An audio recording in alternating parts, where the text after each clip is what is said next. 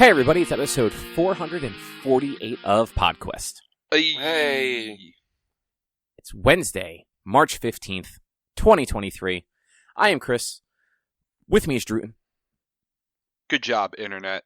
Cobb probably said hello to me. We lost Druten. And Rich. Fucking Internet. Hi, I'm here. Or at least I think we lost Joe. No, he went gray. He's gone. Okay. Man, what a time to drop. We'll introduce him again later. No, don't even introduce him. I know this is going to be some work, but get crickets. And just when you say, we have Drew, and then put the cricket sound effect, and then just keep going.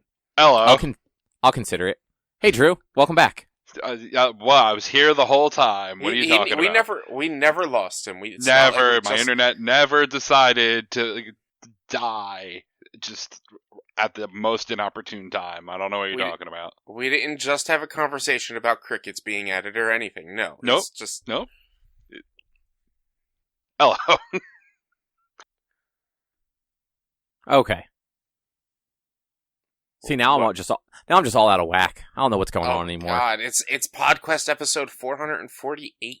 Look at you reading the document.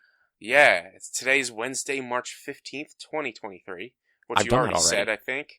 I don't listen to you. I just wait for my name. So, I have a quick story for you guys. Uh-huh. So, Erica and I are going to see Hawthorne Heights tomorrow. Uh-huh. And I had purchased tickets that apparently have lounge access. It's at the Brooklyn Bowl, I should specify. Uh-huh. So it's that, like, you'll know it, Drew, it's like that side area, like to the left of the stage. Like a little, like, raised platform thing. Uh-huh. It's kind of in the bowling section. So the ticket said advanced in parentheses next to that, though. So I'm like, what the fuck does this mean? Because I thought, like, I didn't know if it was, like, early entrance or something like that. So, like, I sent an email to them yesterday. They just got back to me maybe, like, 20 minutes ago. Uh-huh. And in the email, the person who responded specified, like, that all it meant was, like, that you have access to that area. So you can go on that area that's, like, right next to the stage. But they sent two pictures. One of them from, like, the front of the stage, and then one of them from that platform as, like, hey, like, this is what the viewing area basically looks like. Mm-hmm. The first picture they sent from, like, the front of the stage is from the Newfound Glory concert back in September. Uh-huh. That I'm fucking in the picture. That's great. Yeah, like, I'm at, like, the back right side of the picture. It's very funny. I'll send it to you guys in a minute. But, I responded to the thing, like, thanking them, and then said, also, funny coincidence, I'm in that picture from the Newfound Glory concert. And the person responded, he's like, oh, that's awesome, or she, 'cause there's no name attached to it. It was a fantastic show, just saw them last night, too. So this person was also at the one that Drew and I were at last night. Well, that's how they had the picture. Because they were there. No, this is from, the picture is from September. Oh, then never mind. Yeah, like, last night was at the Keswick Theater. This was at the Brooklyn Bowl. Oh, okay. Man, it's like you don't even know where concerts are happening, man. I don't. What's a concert? Exactly. But yeah, I just sent, like, a screen cap of the picture. If you look to the far right of it, like, there's, like, the side of my head in a red shirt. Oh, yeah. Yep, that's definitely you. Like, I saw that it was a Newfound Glory concert. I'm like, oh, that was from, like, I was there, like... And it's from near the front. I wonder if I'm in it. And fucking lo and behold, there I was. Nice. You're famous. You're possibly Instagram famous. Maybe. Honestly, like that, it's entirely possible. Like that picture could. No, you know what? Because when Instagram crops it to a square, right? Yeah. Yeah. So like those edges would probably get cut off because it is more of a rectangular picture. Man, no one's gonna be looking for red shirt guy now. Good. You're now famous. Fucking good. I don't need my picture all over the internet. That's how they get you. That's isn't it already how. There? Don't you have like a Facebook? Yeah, but I have no pictures of me on my Facebook. All right, is it your picture from when you went to like fucking London or some shit like that? Yeah, Ireland, like 15 years ago. Yeah. I've literally never changed the profile picture. Like any pictures of me on my profile are pictures that other people have tagged me in. Yeah. But like I don't really use Facebook either though. Like I don't post on it. I barely scroll on it. It's just kind of a. It must be nice to not have a social media dependency. I mean, look, I scroll through Twitter a lot. Mm-hmm. So there's that. But yeah, Rich, what's on the agenda? So Chris is showing me up on my New Year's resolution and read another book, which I have yet to do any. And then me. Well, get to it. What's that? I said get to it. Look, I've been busy. Okay. Me and Cub both tried out the Resident Evil 4 remake demo. We all should have watched La La Land. And then we're going to talk Last of Us Season 1 and possible predictions, I guess, if we're going to. I just threw that in there. That's why I put a question mark. I have a question about talking about Season 2, but we'll get to that when we get to that. That's fair. But yeah, so like 2 weeks ago I talked about the book Jade City that I read. Mm-hmm. Since then I've finished the second book, Jade War, which Jade City was the book where like Jade gives certain people superpowers. Yeah. And it's kind of got like a crime family sort of thing going on, 2 warring clans, a little bit of like a Yakuza vibe. That book takes place over the course of about a year. The sequel then picks up about a year later, and it spans like several years. So like there's more time gaps in it, but they're all very well done. Like like if you're watching something or reading something and like there's like a time jump of more than like a week or two, it can almost feel a little jarring. Like The Last of Us Season 1 between the second to last episode and last episode? Yeah, exactly. Yeah. This book manages to not feel jarring like that, even when there are pretty big gaps, like just from like the end of one chapter to the beginning of the next one. Mm-hmm. It always just feels like that was like natural place to then jump us ahead, several weeks, months, a year, however far it may be. Yeah.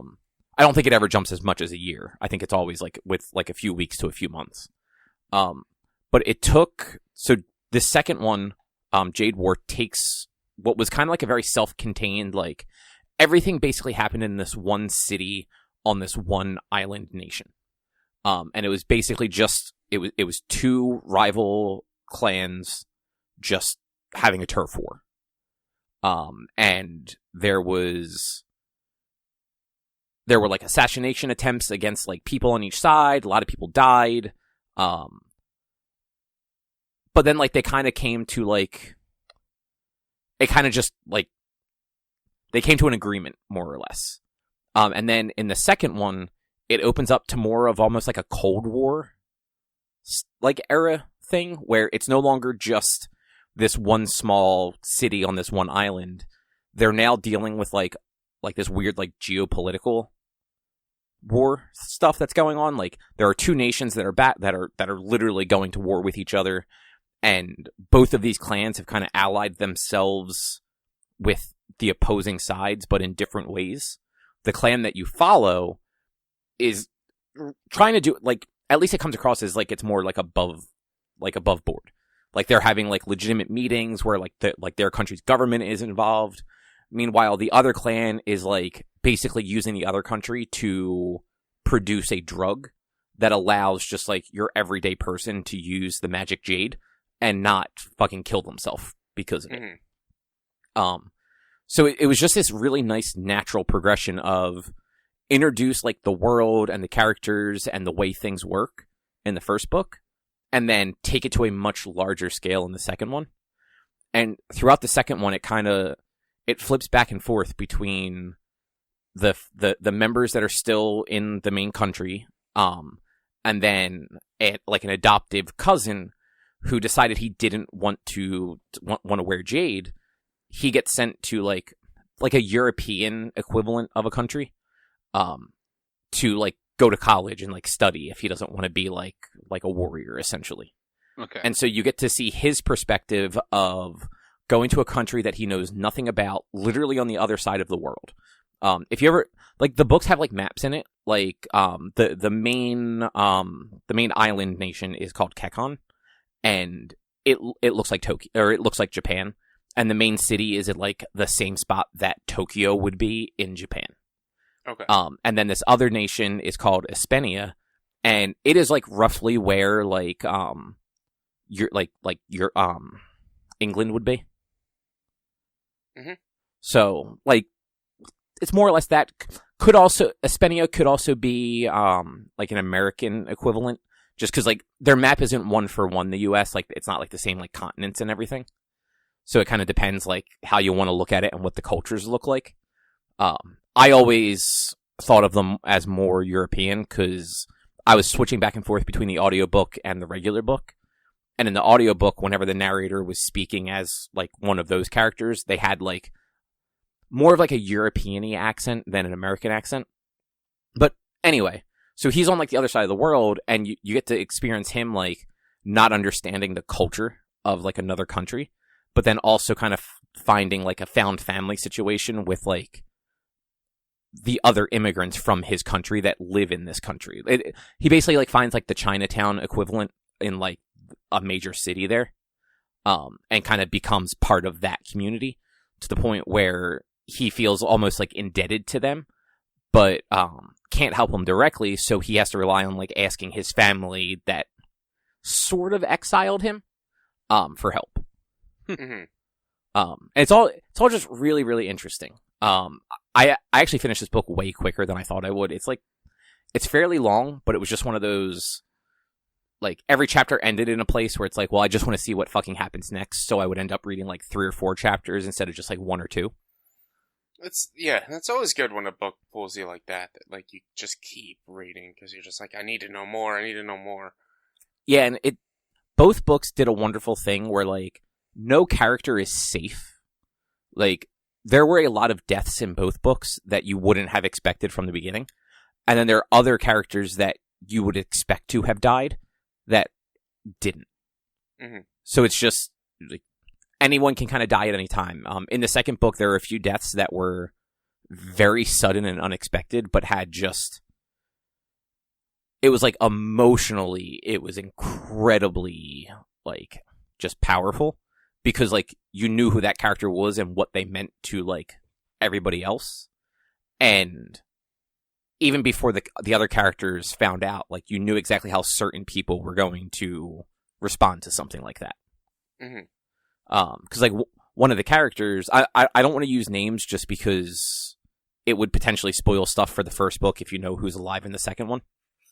But like some of the characters are very like aggressive and gung ho, and like when something happens to like their family or their clan, like they're the first ones to want to go out and just fucking punch people till they're dead.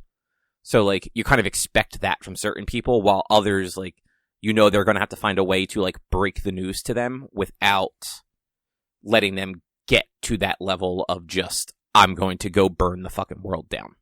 Yeah. And there's one bit in the book where, again, it's weird to kind of dance around it. One character challenges another character to a duel. And in this country, that like that's just cool. Like, no one cares if you duel somebody to the death. Like, if that person accepts it and you fucking kill them one-on-one combat, that's on them. They accepted it. And it's very much if this challenge is made and the other person accepts it, both sides also have to accept it. So, like, there is no retaliation for that sort of thing. And the one character basically just says, like, if you die, I'm just going to burn the country down. Like all the rules go out the window. I'm going to murder every one of them.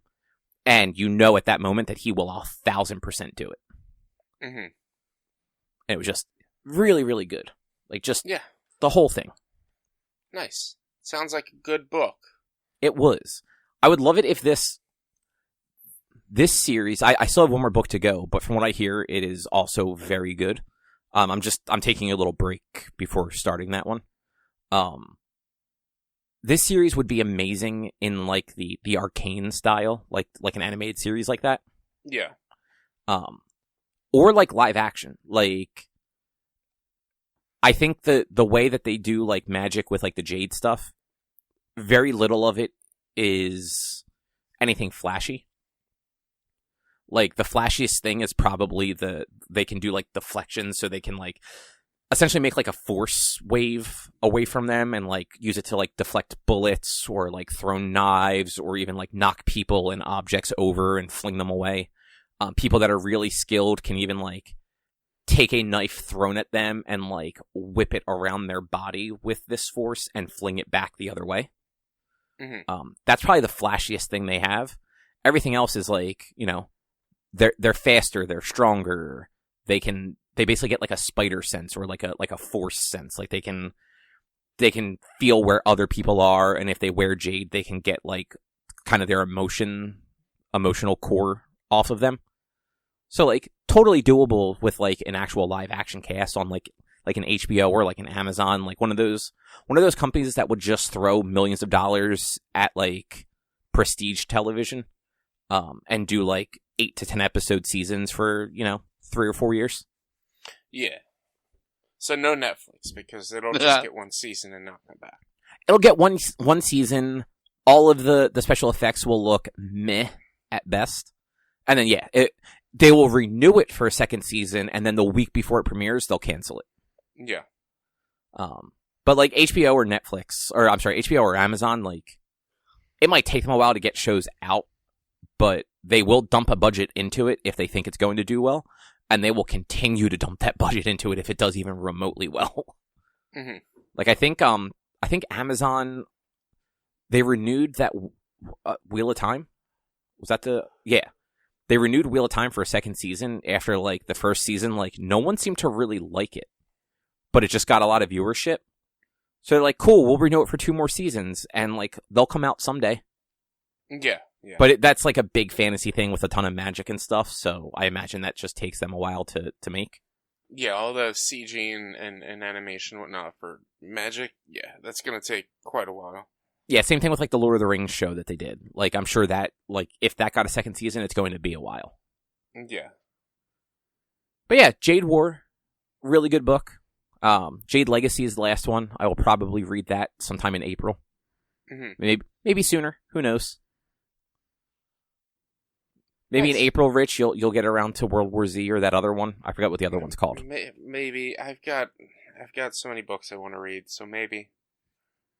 I'm just going to keep egging you on until you fucking do it. I honestly do. Like, because it's just, look, I've been fucking busy. Like, I haven't, even as true, like, I had to cancel D&D on Friday because I hated what I prepared, and I honestly just didn't feel like I prepared enough, and it's just been like, I've just been so busy that trying to prepare that shit, I was exhausted and couldn't figure anything out.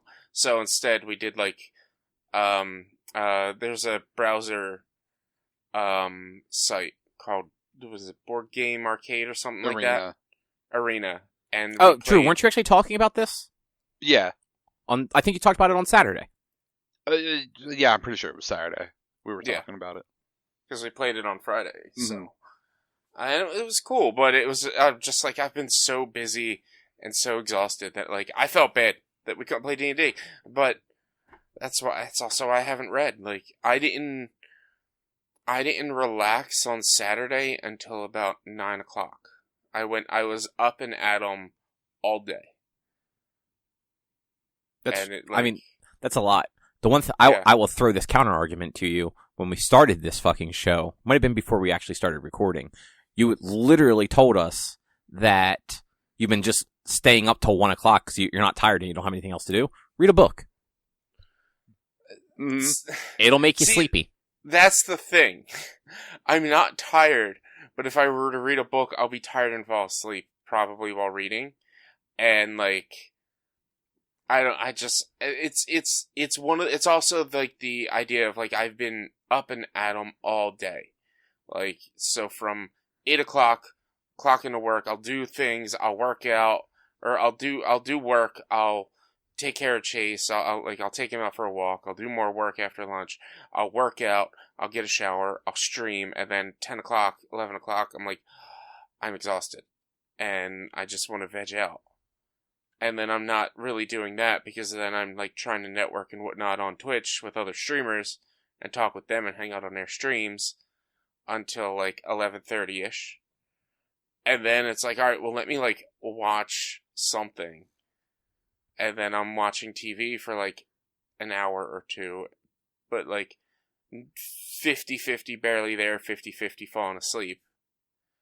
But like, yeah, it's hard. Like after I'm done streaming, I like kind of just I kind of disassociate a little bit and just like, all right, I'm just gonna float and not think because my brain is mush. Well, read a book instead. But that requires thinking. It doesn't. You just look at the words and they just kind of flow into your brain. That's not how that works for me. Well, try it. Maybe it does. You just don't realize it. Maybe you've been struggling too much to read, and really just need to look at the page. When I read,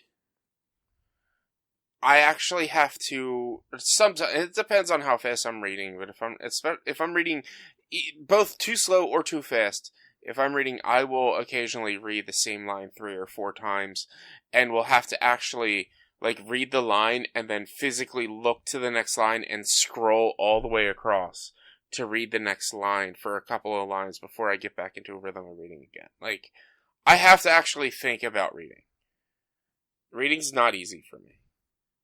I mean, I definitely understand that. That's why I am trying to guilt you into just fucking reading. Yeah, I know. You can do it. I'm trying. It'll happen eventually.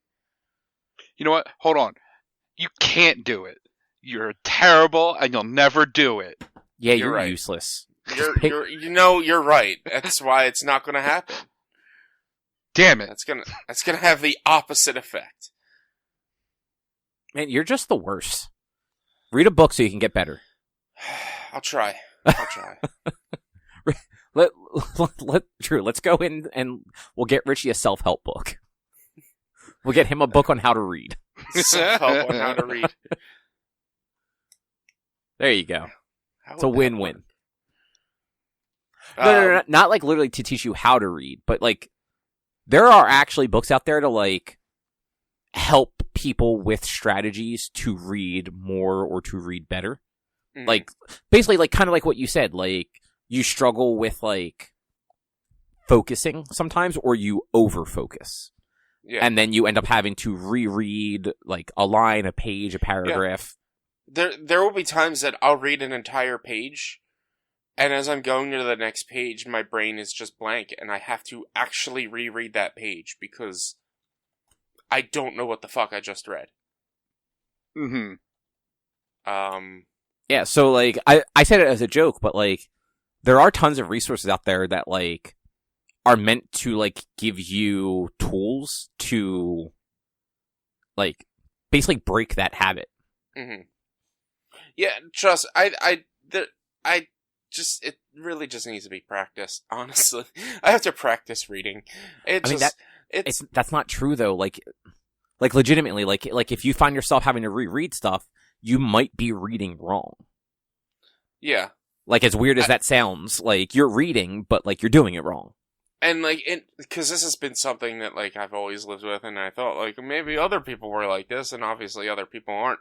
It might be some form of potential ADHD or dyslexia or something like that as well. Like, who knows? I've never been checked out for any of that stuff, and I probably should go to a therapist. Everyone should go to therapy. 100% everyone should go to therapy. Yeah. I should probably go get like evaluated mentally for all of my potential possible mental health issues. Yeah, especially ADHD. And whatnot. Yeah, no, that is true.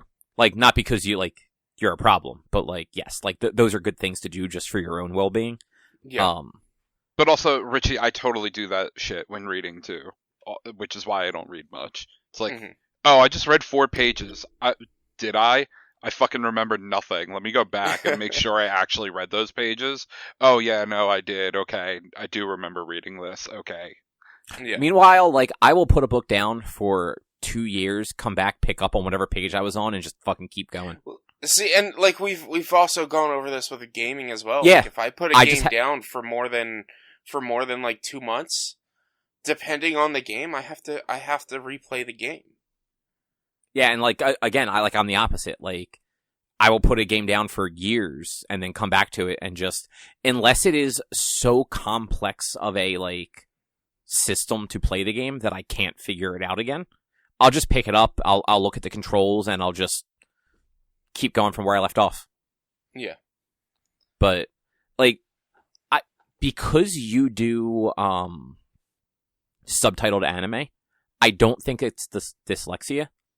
I know a couple people that are dyslexic, and they try not to do subtitles because it's hard for them to follow those. Mm-hmm. ADHD or like just some sort of ADD related thing, 100% could be true because your mind's going a fucking mile a minute. Yeah. And you're not able to slow it down to focus on the thing in front of you. And that's part of why I do like subtitled animes, because I have to focus. I have to, like, I can read and watch a show at the same time because, like, it's there. I can't just listen to it. I have to watch it because I need to read what's going on, and like I can process all of that at once because my brain and head are going a mile a minute all the time. You know what you could try doing too? This will be the last recommendation I make for you. Sign up for a library card. You can do it online. They have apps that you can like use your library card to like borrow content. A lot of libraries offer like ebooks and audiobooks. So you could for free borrow an audiobook and listen to that while reading, like the same thing. Or just listen to it and like read in between. Like that's what I mostly do. Yeah. Like I will like occasionally like throw like the audio version on like if I'm like driving or something like that. And then when like I get close to a chapter ending, I'll stop it. And then this way when I go to actually read the Kindle book that I have, I just pick up from that chapter. Mm-hmm. But that might help you like you said, because you like having anime gives you two things to focus on, the anime itself and the subtitles changing. If you're listening to it being narrated while you're reading, and you can adjust the speed based on how quickly or slowly you're reading. Yeah, sure. I might have to figure something out for that or check that out. It's free. Like you live in New Jersey, you live in Camden County, you can get the Camden County Library. I think it's actually the South Jersey Library thing. Mm-hmm. And then the app, there's two apps, Hoopla and Libby. You literally go into them, you type in your library card number and like the pin you create with it, and you get access to whatever digital content they have available. Mm-hmm. So, but that out of the way, Rich, what did you think of Resident Evil 4? It's the remake, definitely the demo. Resident Evil 4.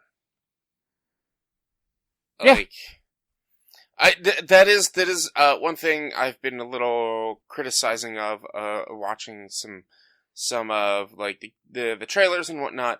A lot of it looks like scene for scene Resident Evil 4.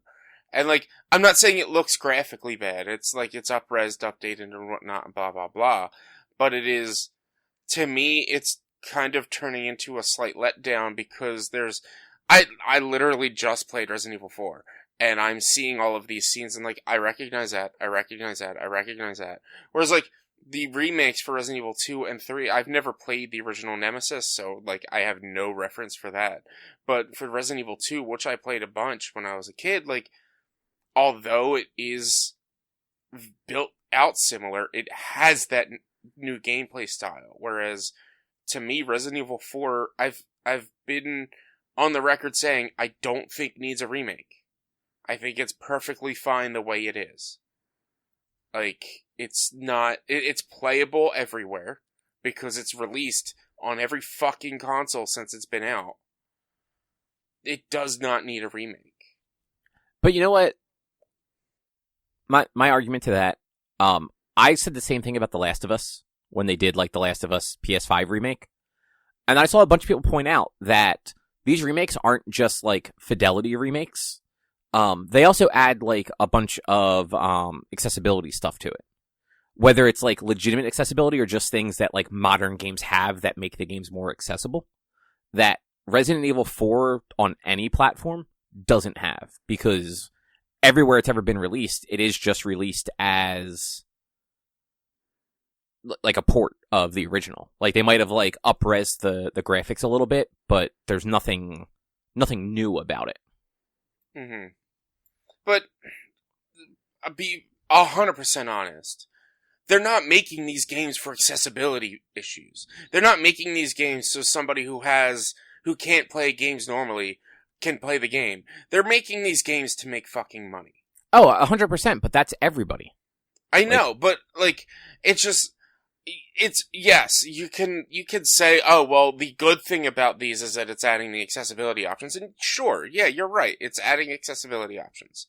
But they do make peripherals for people who can't fully play games to be able to play games and things like that. This is not like a physical handicap. I'm talking about just like in-game like color blindness. Like there's a good chance that the new version will have colorblind settings so that people can actually fucking see certain things in the game. Like herbs, like the red and green herbs. If you're colorblind, you have no fucking clue what color those herbs are. Mm-hmm. I'll also say, as far as playability goes, I tried playing like base RE4, what was like 5-6 months ago, could not do it. I played through this demo, no issues at all. So like, while the gameplay, like it is playable at a base sense, it is not playable to a modern sense. But you've also gone on record saying that you didn't like the original Resident Evils. You're not a Resident Evil fan. Oh yeah, I fucking hate tank controls. Like, and I like that's I feel like similar to me saying, oh, whatever the fuck I just said. I've been on record for saying that this game doesn't need a remake. Like you don't like these games, and you don't like how it controls in general. So it's unplayable to you, but this one is playable. It's unplayable to you because you don't like the control style. Like, it's kind of, in my opinion, it's kind of a moot point there.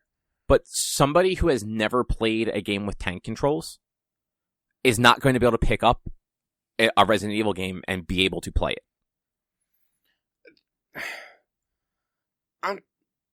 I would disagree. Anybody who's never played a game before can pick up a game and play a game.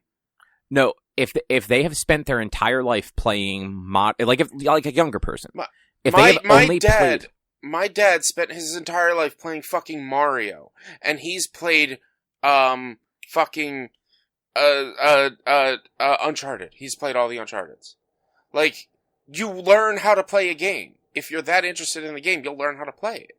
But you're going forward. Going forward is different than going backwards. Like, when you get that muscle memory for how a modern game plays, it is hard to force yourself to play in a style that is 15 to 20 years old. Like, it's a challenge. I have no muscle memory for those games. I can't fucking do it. I mean, I don't know. I would disagree on that. I would say... Dude, that's totally fine. I would disagree, not that you can't do it, that you don't want to put the time to do it. It's not worth putting the time into it. If I have to sit there and, like, be bad at habits. A game... But you're not unlearning a habit, you're learning how this game controls.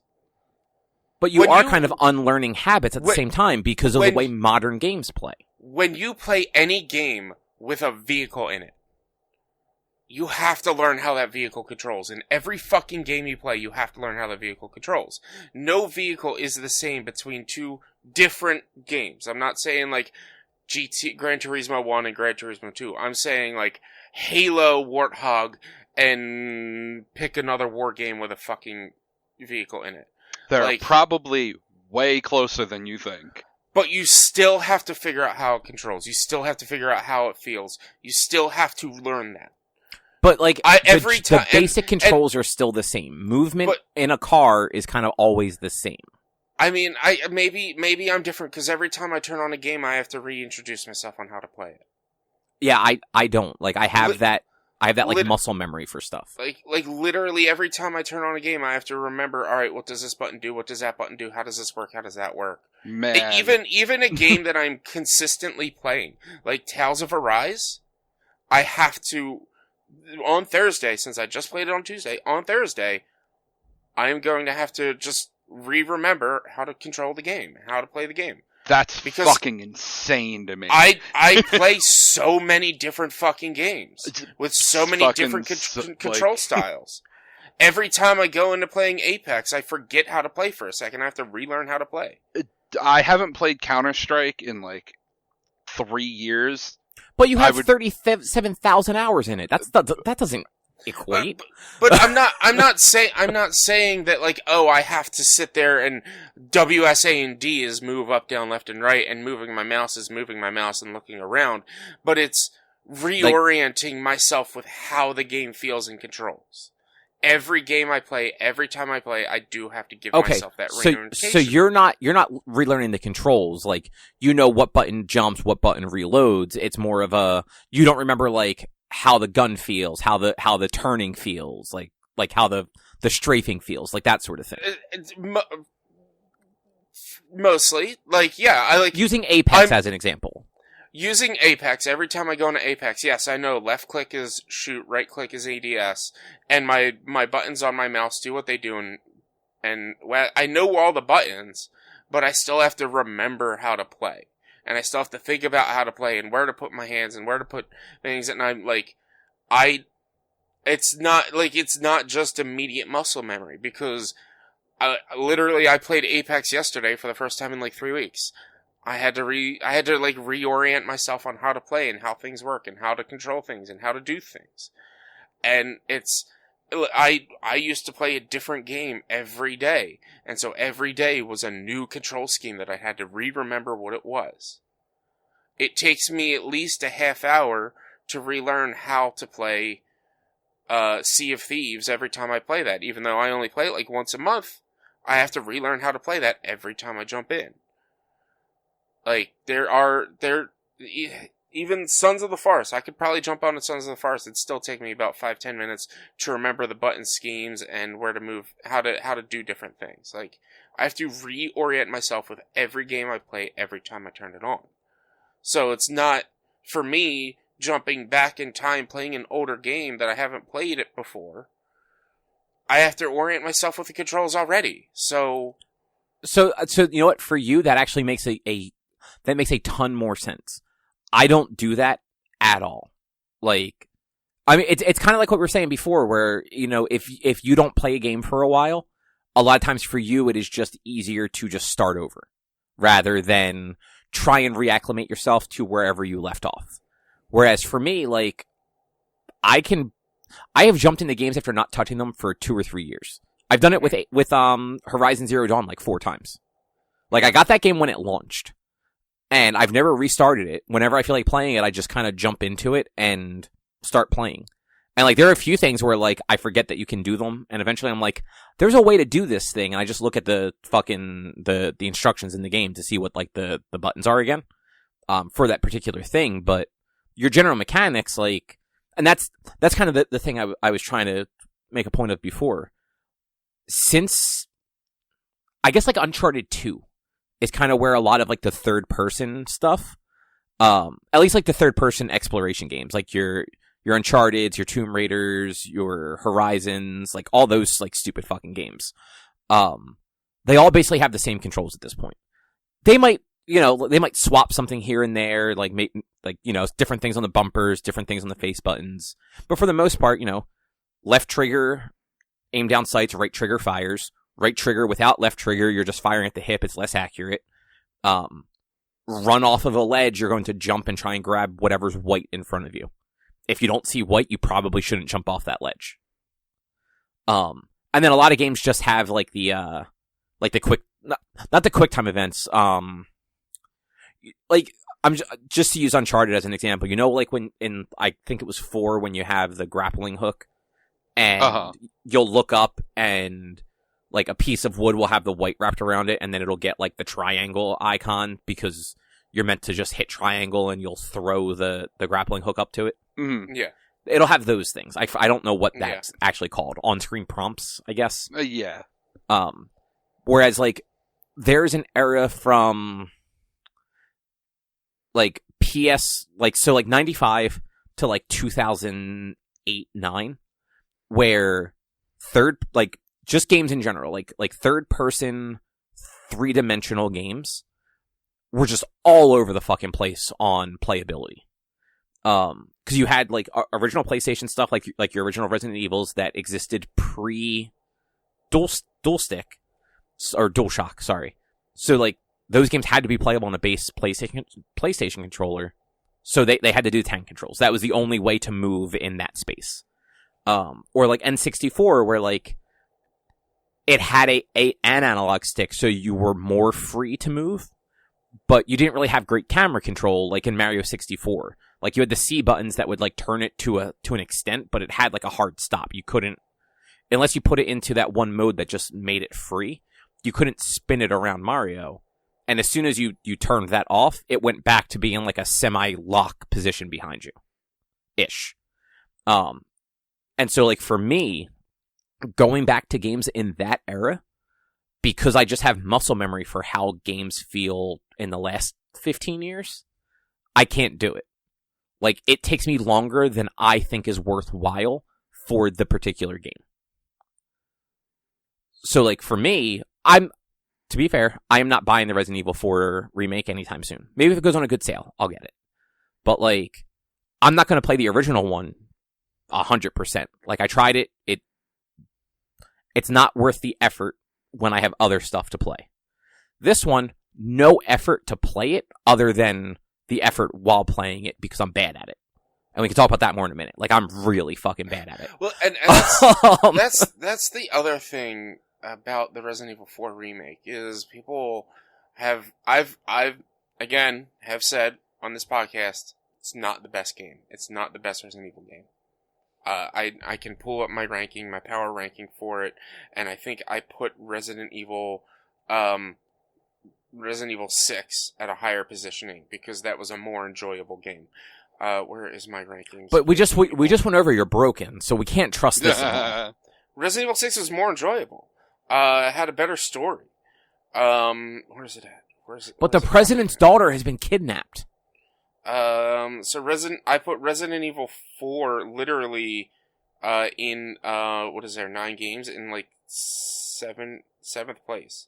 It's like third to last. You played nothing but remakes up until the point where there weren't remakes either, right? Well, Resident Evil 1 was, I mean, it's a 20-year-old remake, but it's a 20-year-old remake.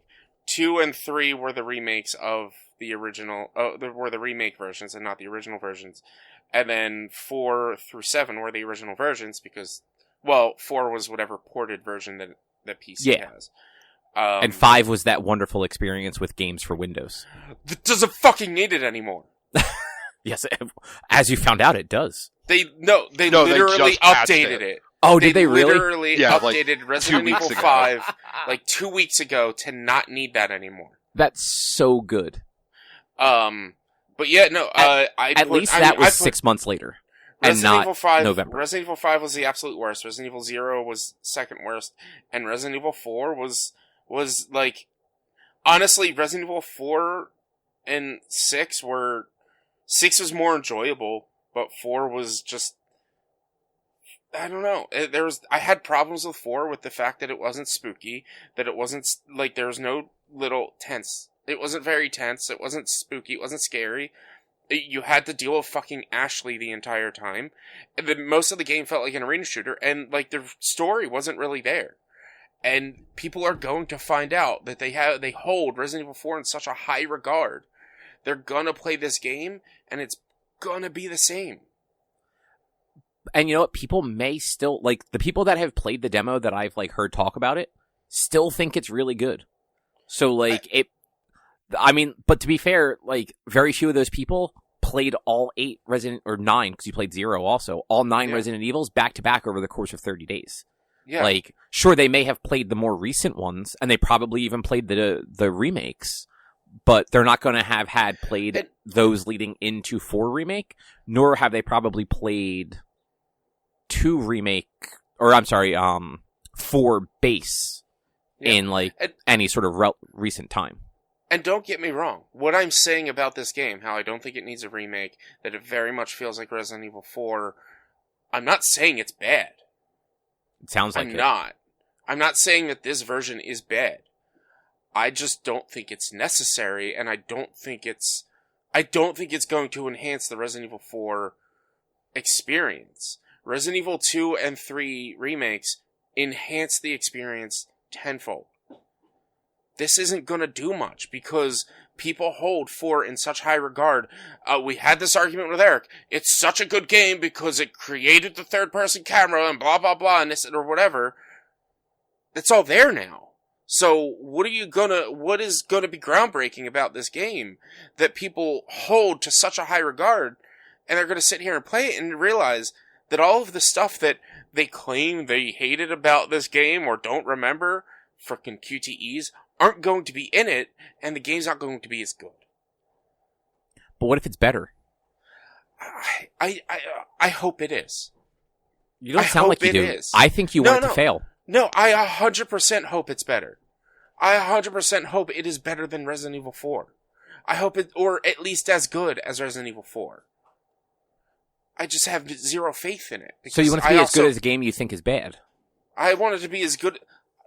I never said 4 was bad. It just is the third worst of the Resident Evil games. The last 2 are very fucking bad.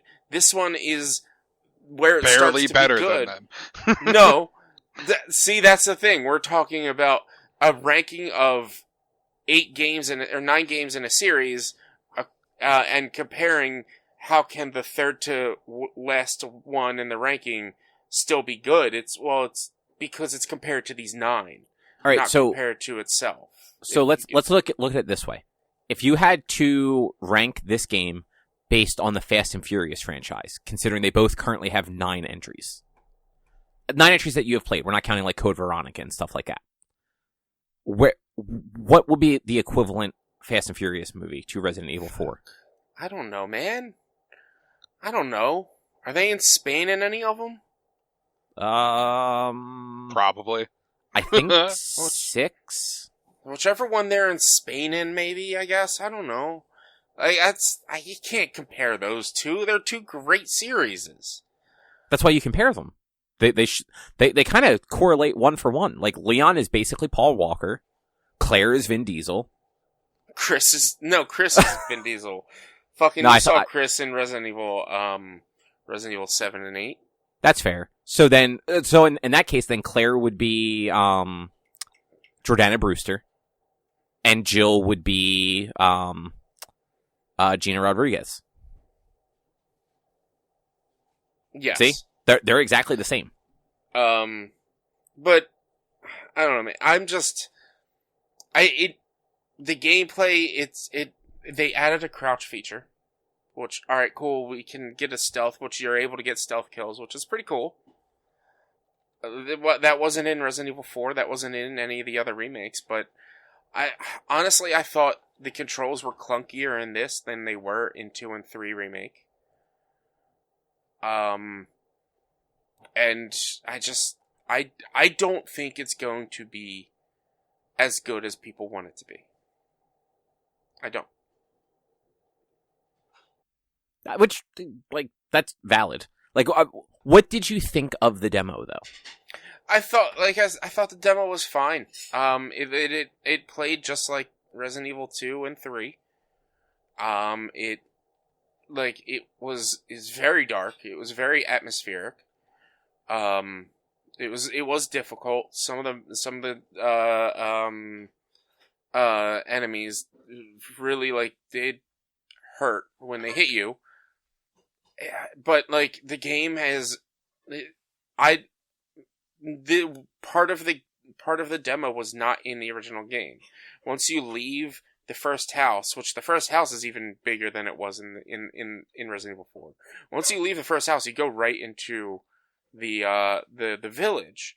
Whereas in this one, there's that little pathway that you go where you encounter the enemies by the truck, and a couple of other enemies.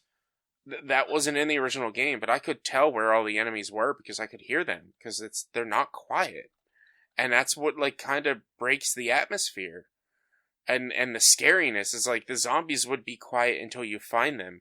Whereas these guys, you can hear them mumbling and talking from, like, a mile fucking way.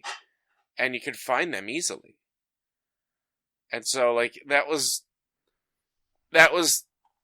I was like, alright, I mean, this guy was supposed to be here to kind of scare you or startle you, but I knew he was there the second I got to this area.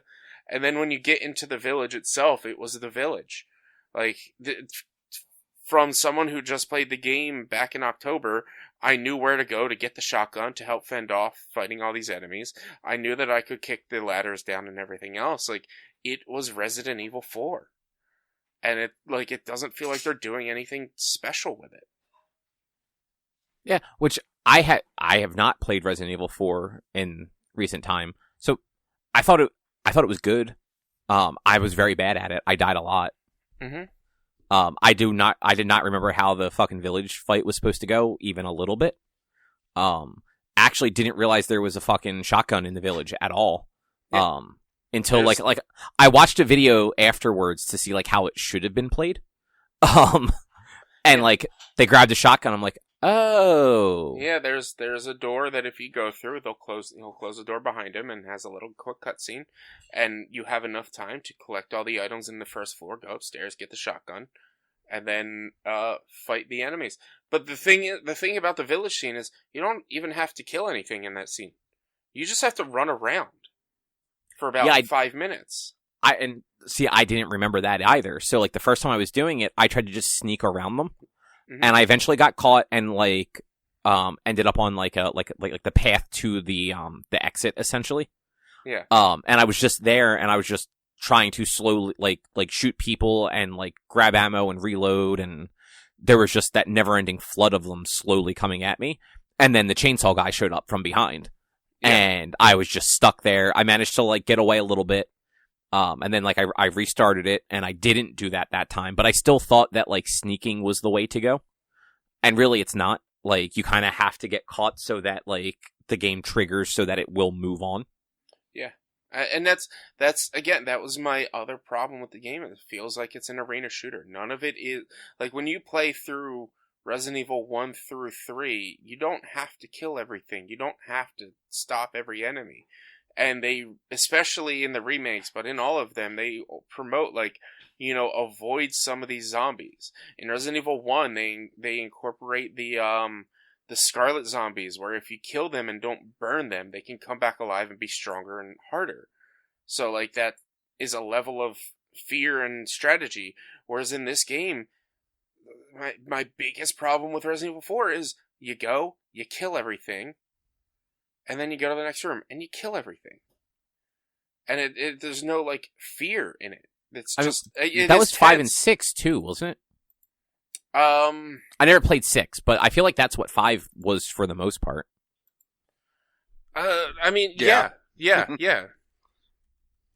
So it like really 4, 5, and 6 are games that are like they're not what you want from a Resident Evil, but then like 7 and 8 kind of brought it back to that. Yeah, exactly. It's 100%. Like that's why people didn't like 5 and 6 is because, or at least especially 6, but it's why people didn't really like 5 and 6 because it had that like action feel more so than the survival horror. And it's like out of them all, yes, 5 and 6 were the worst of the survival horror aspect. 6 was the most enjoyable out of 4, 5, and 6. So what I'm hearing is 4 is Tokyo Drift. It's the one that is the least like the others, but actually the best. I mean, I don't know, man. I don't know. I would agree. Yes, it's like Tokyo Drift, but not the aspect of it being the best.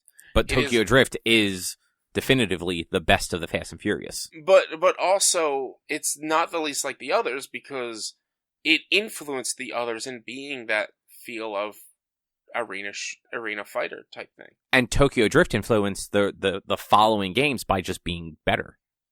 And Tokyo Drift influenced them by having more drifting, right? That's what it did? Actually, there really wasn't any more drifting after Tokyo Drift. They never did drift. No, that's a lie. I'm sorry, that's a lie. They drifted a whole bunch in Resident Evil, Fast 5. Because that was the one where they had to steal the bank vault from the bank. Yeah. And they spent a whole lot of time trying to get good at drifting around the cameras so that they could do it without being caught, and none of them could do it. But they eventually found a way, and then Vin Diesel and Paul Walker murdered the entire city of Brazil while dragging a several-ton safe through it. That fucking movie is ridiculous. But yeah, it's the game. I hope it does good. I do. I really hope it does good. But I hear your words, but the tone, I feel like you're saying this game's going to fail, and I can't wait. I mean, I legitimately, like, you're right, though. Like, I legitimately want it to do good. I don't want it to fail.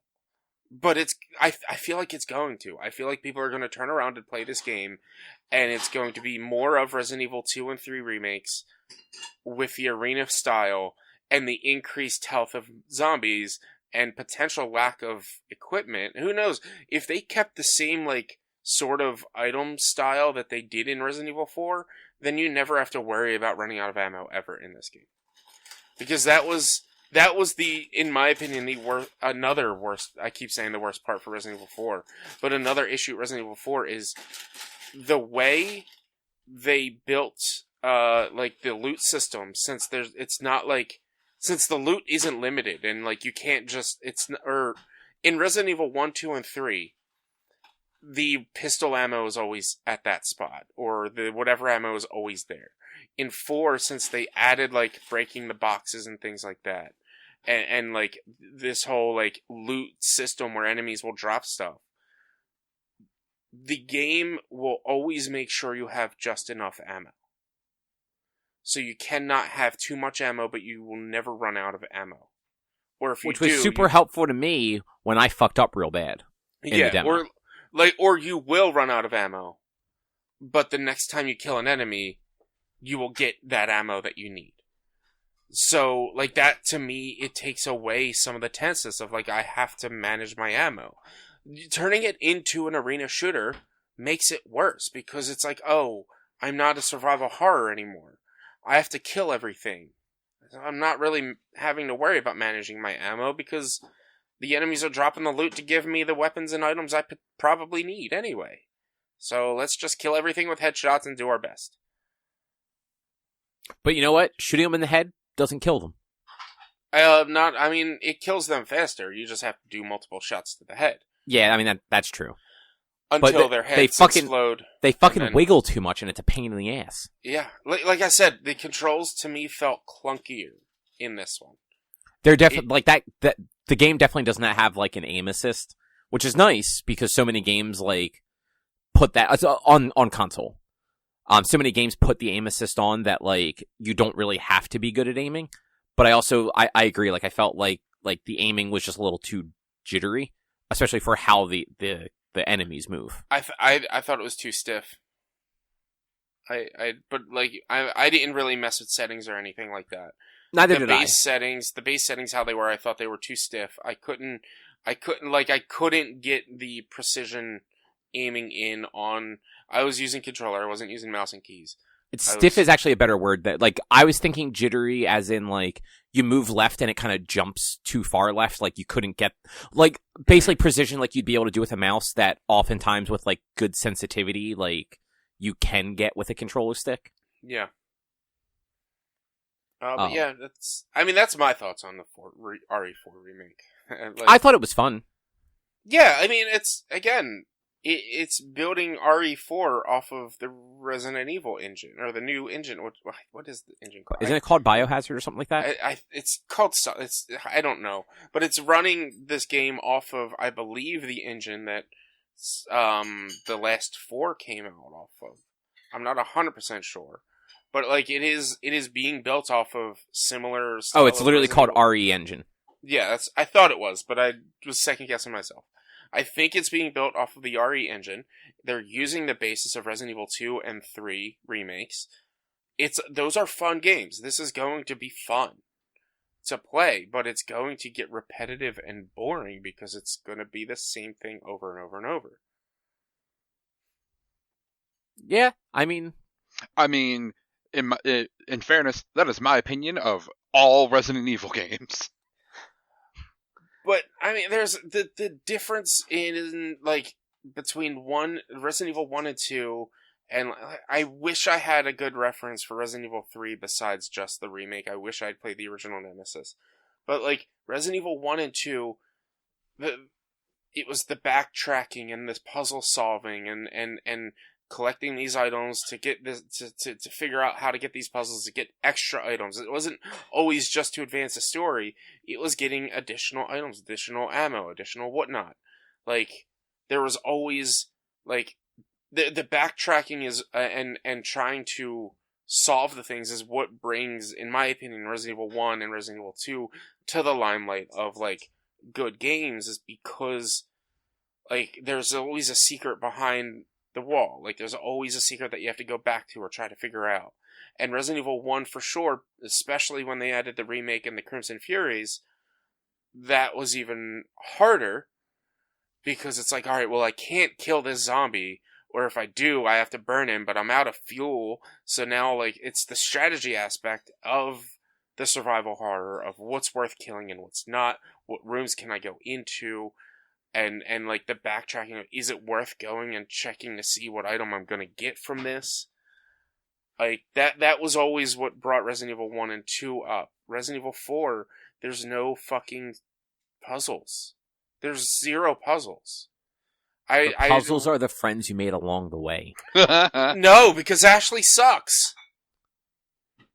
Like, she sucks. She is the president's daughter, sir. She sucks. But like, maybe she'll be better. The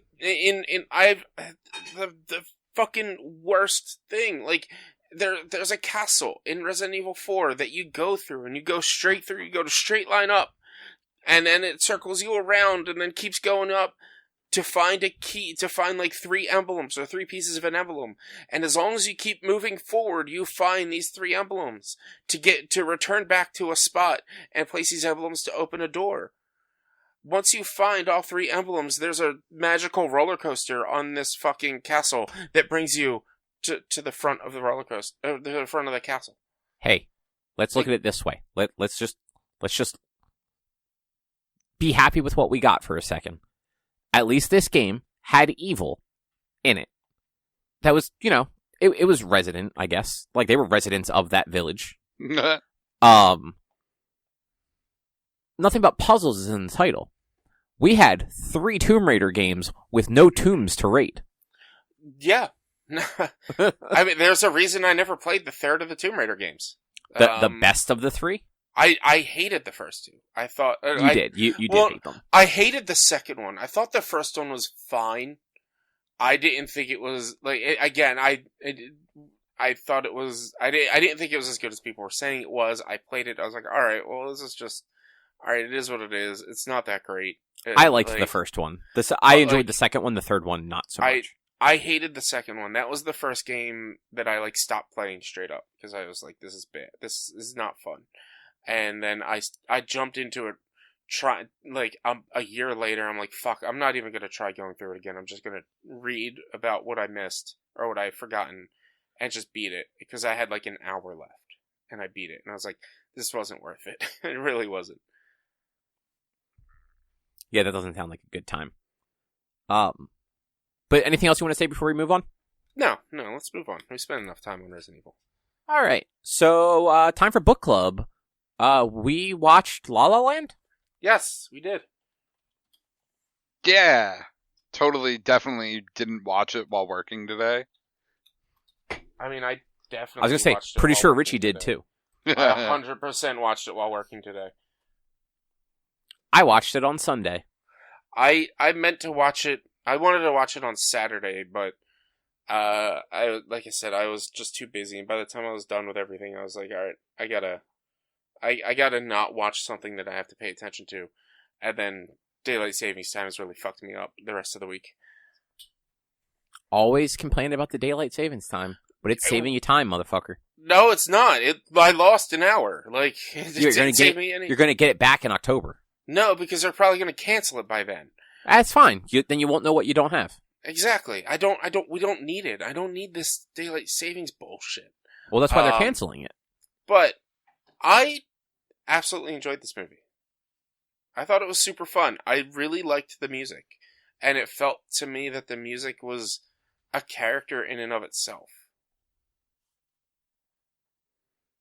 I thought it was okay. Yeah. I fall firmly in the, it's fine. And, like, Drew has watched a lot of musicals. Yeah. I kind of have. I definitely don't think it was bad. I kind of appreciate that, like, spoilers for La La Land, that it doesn't end on, like, this, like, it doesn't have a traditional happy ending. Yeah. Like, they don't end up together at the end. Like, it has a happy ending because both of them seem to have gotten what they wanted out of life, and they both seem to be happy with their lives. But there was also that bittersweet moment at the end where they see each other and it shows us the, like, what could have been. Yeah. Yeah.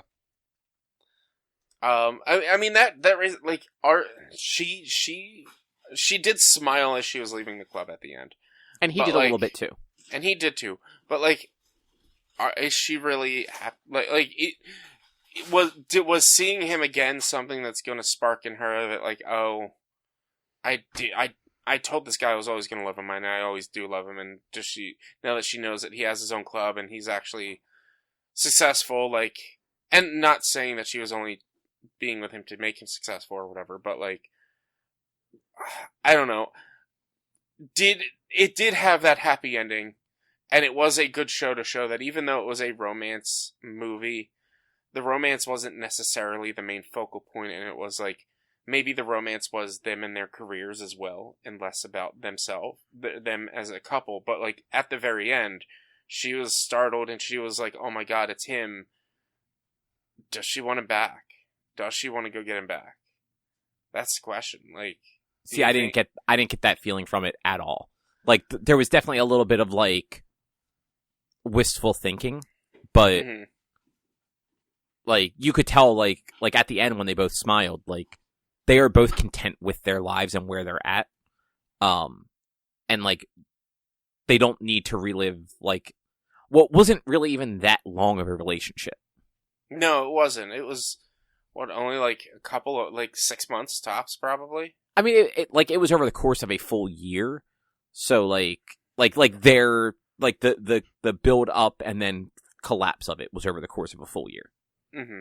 So they really only knew each other for about a year. The guy she ended up with at the end, was that the same guy she was dating when she met Sebastian and started dating him? I don't think so. I swear they looked the same. Maybe it was. Yeah, I don't know either, but I'm with Richie that I was like, is that the same guy? Because that just would have been ridiculous if, like, they ended it with her, like, running away with Sebastian at the end, and, like, oh, she left Greg twice for fucking Sebastian.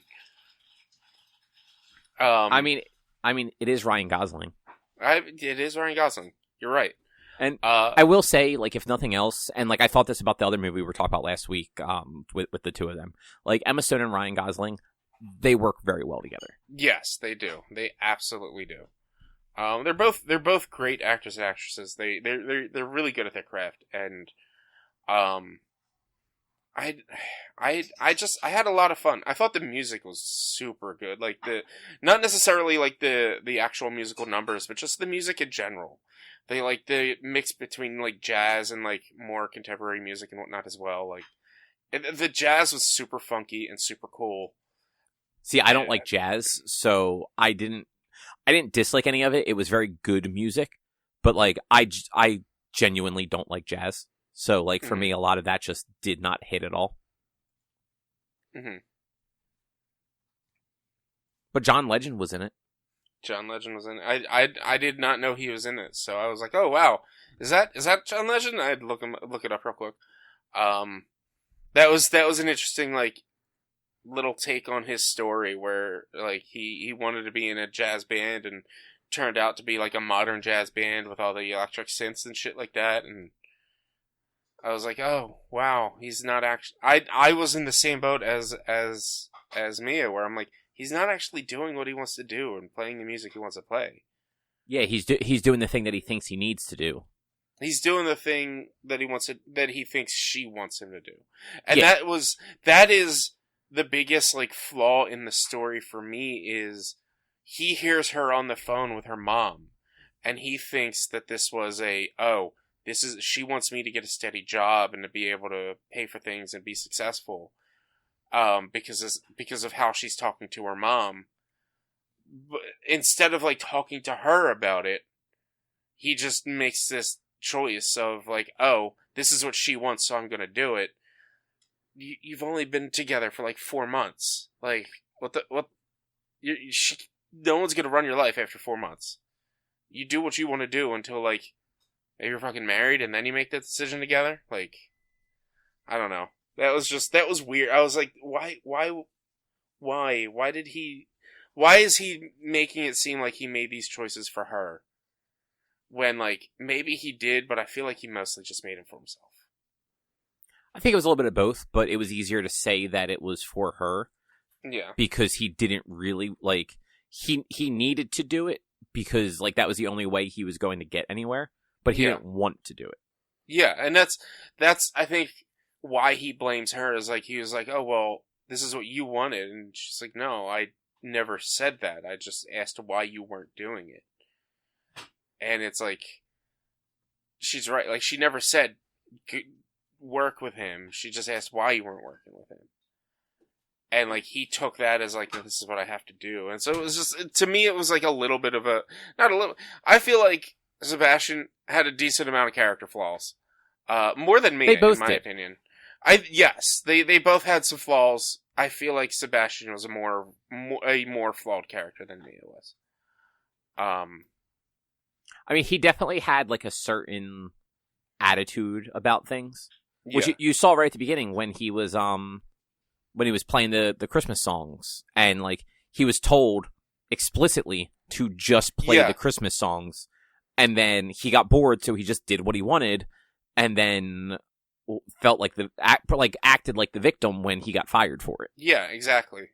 It's like, that's not how jobs work, dude. Yeah, you do what you're told to do, not what you want to do. And you get it done. And unfortunately, that's how it goes. And, like, he knows he's better than what he was, but he wasn't getting anything for it. He wasn't going anywhere with it. And, like, even how it started, like, they with his sister, she was like, yeah, we all knew this dude was shady. For some reason, you didn't, because he got ripped off. And it's like, well, this dude's dealing with shady people, so obviously he's, like, not fully on the uppity up. Right. Exactly. I wish they... Sorry, I have one more. I wish they went into why him and John Legend's character were beefing before they joined up. I don't know if it was just because of the music, the way his band plays, or what, but I wish they had explained that a little bit. I mean, it was probably because Sebastian was just a dick about jazz being one very specific thing. Yeah. And it's 100% is what it is. And, like, they did touch on it, because, like, John Legend said to Sebastian, like, you're saying jazz is dying, you're the one that's killing it because you're not advancing it. You're not bringing it into modern culture. And so, like, maybe that's really what it was, is he knew what the music that John Legend's character was trying for, and he doesn't like it because he's a jazz purist, I guess. Yeah. Which, like, tracks with that character. I mean, look at the type of shoes he wore through the whole thing. They were very, like, 1940s, 50s, like, jazz club shoes with, like, the black with the white top sort of thing. He was 100% an old school style person. Like, you look at his car, you look at the way he dresses and everything else. And there's nothing wrong with that. But you also have to realize, like, audiences change, and you need to grow with the times. Yeah, exactly. Like, there is a place for that stuff, but it's not all the time. Yeah. No, true. As the one of us who has actually probably seen more musicals than regular movies. I mean, that's not accurate, but also maybe... I guess it depends how loosely you want to define a musical. Because if you when you asked if I was going to pick had a pick for this week, and I googled musicals. Boy, a lot of shit on that list was like, that's not a fucking musical. I'll be honest. When we were having this conversation, I never considered the Disney cartoon movies to be musicals. They are more musicals than a lot of movies on the list that me and Drew were looking at. Yeah, I'm 100% sure, but I just throughout my life, I never saw like Cinderella or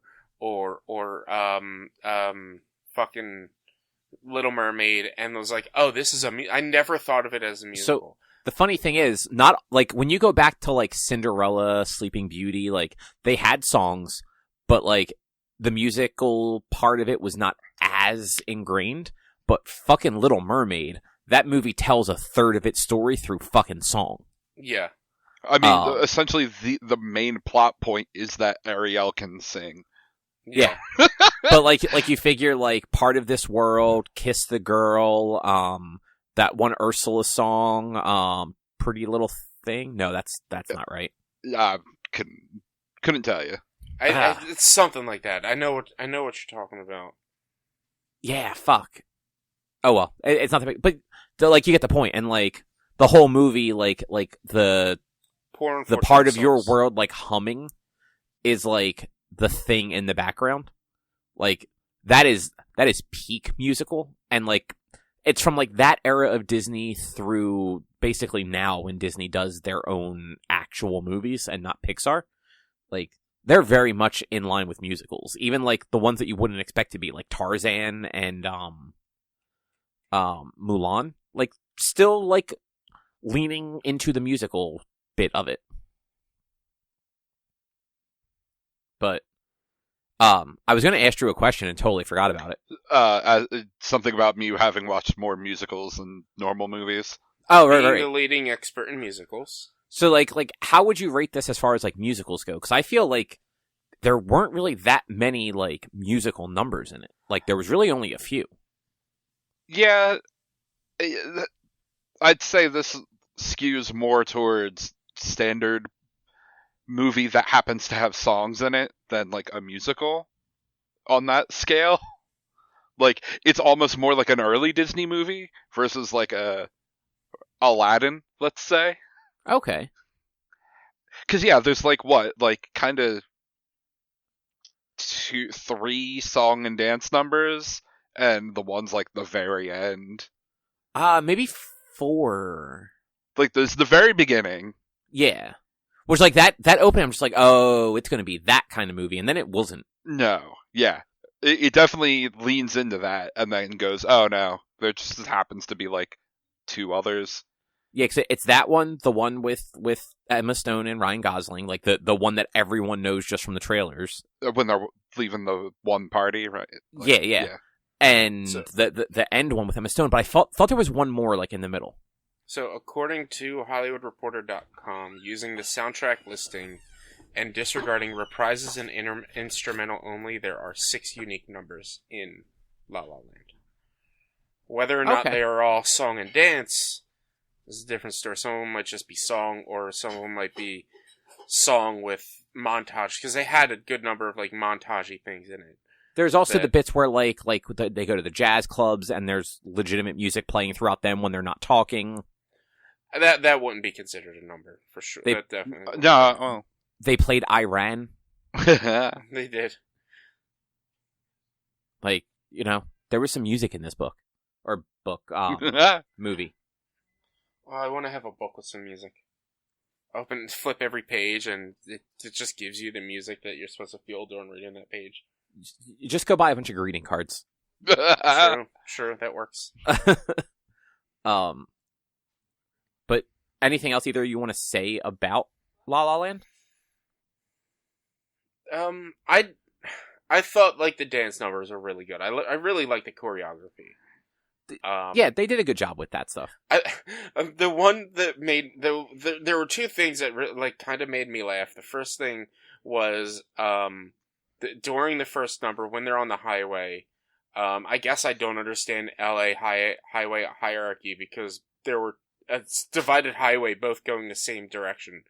But There was one dude just parkouring off the median as they were wrapping up the number, and I was just like, what the fuck is this dude doing?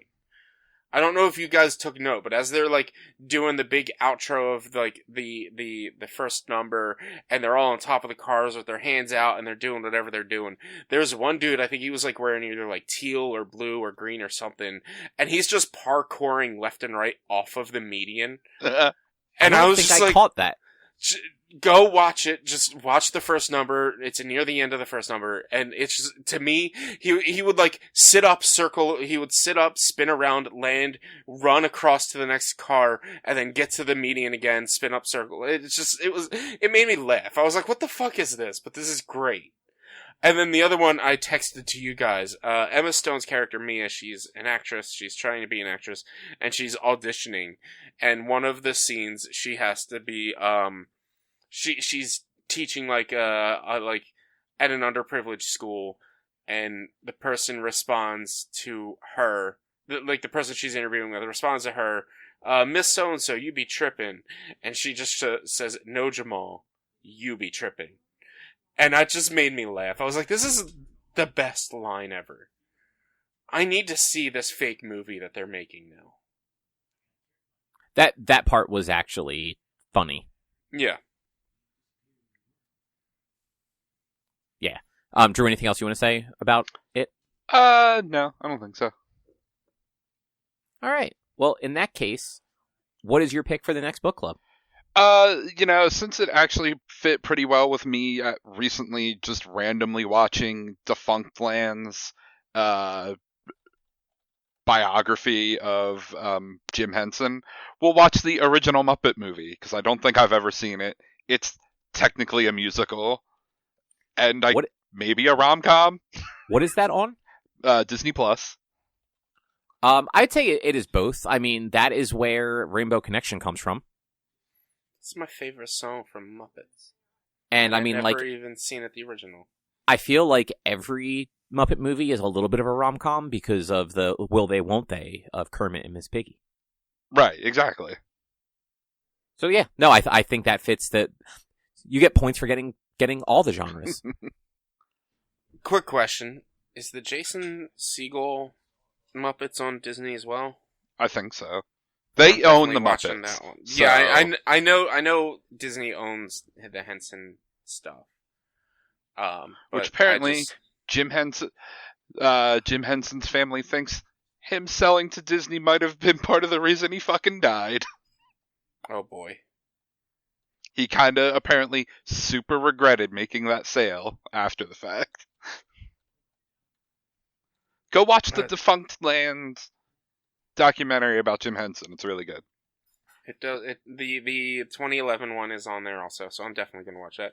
And they have the series too. I'm gonna watch this. I'm gonna rewatch the series. Like the original series, or the ABC one from 5-6 years ago. I guess the Muppet Show is the movie. No, they have the original 1976 series, The Muppet Show. Okay. And they have the 2015 Office series, The Muppets. Do they have like the 90s Muppet Show? No. They have nothing in the 90s. Well, that's a bummer. They have I remember the 90s one. Oh, no, never mind. That's the remake of the Muppet Babies. It's not the original Muppet Babies. Oh, I forgot they remade that. It's like CG or something like that now, right? Yeah, it's weird CG. But, alright, so we're watching the Muppet Movie from 1979? Yes. Yep. Gotcha. And that will be for our March 30th episode. Yep. Good pick. So, last thing we have, it's The Last of Us. Season 1. It finished. It's over. It's gone. Never to be repeated. So, quick question. Is talking about The Last of Us 2 spoilers now? I mean, I feel like it was before, too. Well, no, but, like, the game's been out for so long that, like, you can openly talk about it because it's been out for so long. If you haven't played it by this point, that's on you. But Season 2 is now... They've already admitted Season 2 is going to be The Last of Us 2. So... if we openly talk about Last of Us Part 2, is that spoilers for The Last of Us TV show? Are we I not think- allowed to talk about The Last of Us Part 2? So I think so in some ways. Like, saying what happens at the beginning of The Last of Us 2 is probably a spoiler for Season 2, from the sound of it.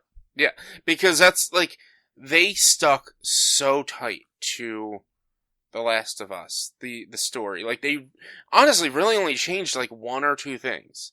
They expanded on more things, I feel like, than anything. They expanded on, like, because I don't remember if they actually talked about why Ellie was immune in this series, or at least in the original game. Yeah, I don't think so either. So, like, they expanded on that and talked about that. They honestly, they gave a better explanation for the virus spreading than just like, oh, it's spores, which I like this new way that, like, it started, and, like, it was. I missed the spores, but I like that they actually were able to, and just with that one episode, give us, like, a reliable way that it was spread so rapidly. Yeah. Like, beyond it just being spores, like, the fact that it was, like, in flour at, like, a contaminated plant, and that stuff went all over the world. Yeah. Because otherwise it's a little hard from, like, a narrative sense to be like, okay, so, like, this fungus just happened to mutate all over the world at the same time. Exactly. But it being like, oh no, like, it had mutated in this consumable product that is shipped all over the world and used in fucking everything. Yeah. And then I think You would actually be okay. I would be fine. I wouldn't be fine. I would still have to worry about getting bit and shit. No, but like, you would not die from eating, like, a biscuit or something. I mean, I still would die from eating a biscuit, but no, like, yeah, I wouldn't be one of the people that turned in the beginning of the outbreak, because I wouldn't be eating the wheat products. Which is funny, because there's a cosplayer I follow, Bucket Brown, on Instagram, and they do mushroom cosplays, and they have gotten a lot of hate recently for their mushroom cosplays because of The Last of Us. That's funny. And I'm just like, well, why aren't people hating on, like, wheat now? Because, like, that's what caused the spread and everything. No. The mushrooms caused the spread. The wheat was just the carrier. Well, exactly. I mean, everyone should be gluten-free now, is really what it is. If I can't have gluten, I'd rather be a zombie. You know what? That's probably everyone else's response, so that's fine. But yeah, I think the only other thing they really changed, and I can't 100% remember, was, like, the sort of the story of the bandits near the end when Joel is sick. I don't remember it being, like, a weird culty, like, cannibal thing going on in the first one, but again, I haven't played the first one since it came out, so I don't really remember. I agree. The only things I remember from that were the two guys. The only thing I remember from it was Joel being sick and the place on fire. Like, I remembered the place being on fire, and once she, like, threw the thing, I was like, oh, that's the fire. And that's really it. I didn't really remember much else, but I thought that was a really good, like, addition, kind of. Like, it's 50-50 on, like, I don't really think it was very much needed. That, like, they needed to give them that much of a backstory. I don't really know, though. Yeah, it didn't bother me. Yeah, like, it didn't bother, it didn't bother me. I just was like, I was like, this is a cool, but, like, it also kind of felt a little fillery because it was just added, it seems, but it was a very good episode. It was a very interesting episode, and I like that they had fucking Nolan North playing a character. No, they didn't. Or what's his name? Not Nolan North. Fucking Troy Baker. Why did I think Nolan North? So the funny thing is, and you probably weren't thinking this, the character, like the actual villain of that episode, the one that Ellie kills at the end, voiced by Nolan North in the game. Okay. I wasn't. I was thinking Troy Baker, just because Troy Baker played one of the villains, the other guy, and then Ashley Johnson played Ellie's mom, which was. And Laura Bailey played a nurse. And she didn't die. She's the only one of the three that didn't die. Because she's Abby. What? She's Abby. No, she's not Abby. I mean, she's not going to be cast as Abby, but she was Abby in that scene. No, Abby is a kid still. I'm kidding. Oh my god. God. And also, she was wearing a fucking mask and was cowering behind the table the whole time. She could have been a child. No, she was getting ready to do surgery. Doctor. She was there to help. She wasn't going to do the surgery. She's not Abby. She wasn't supposed to be Abby.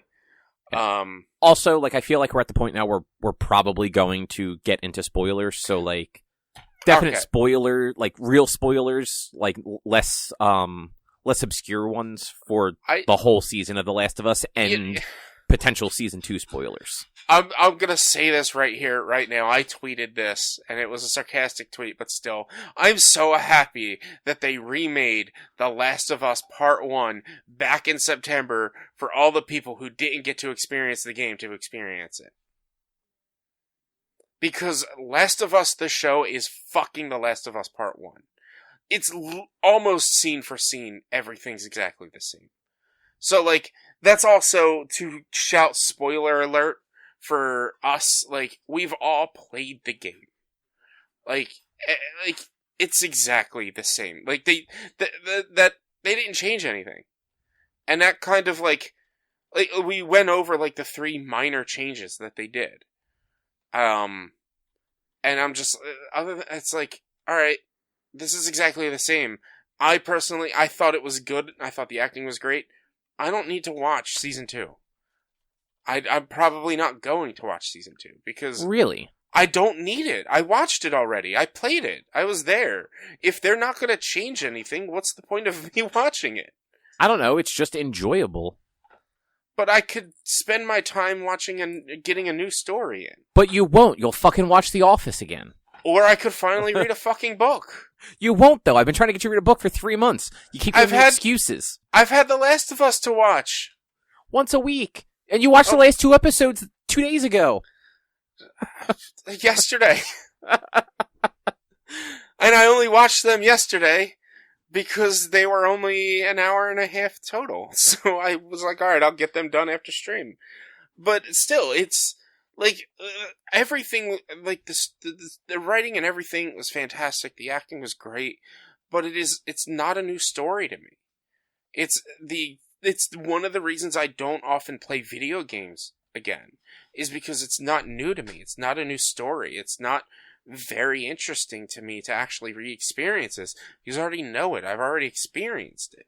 And that's how I felt with The Last of Us Season 1. I was like, alright, well, like, I know this already. And, like, your wife posted on Facebook that, like, oh, don't, if I were ever in this situation, full on rescue me and don't let them have surgery because people don't need to be saved. And I was just like, I wanted to post, hey, it's a good thing I already played the games, otherwise I'd be upset that you just spoiled the show for me. Like,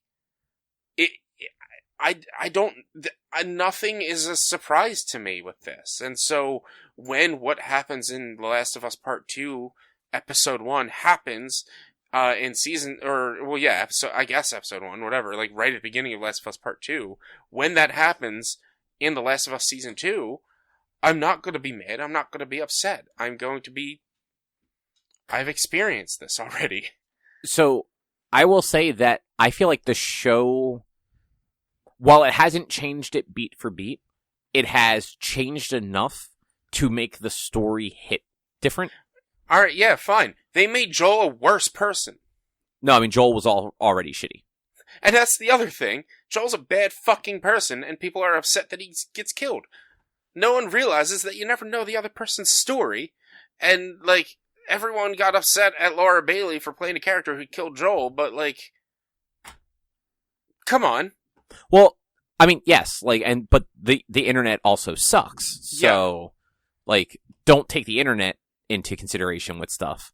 But, like, I don't think Joel, like, up until, like, the midway point of the game was even portrayed as, like, remotely likable.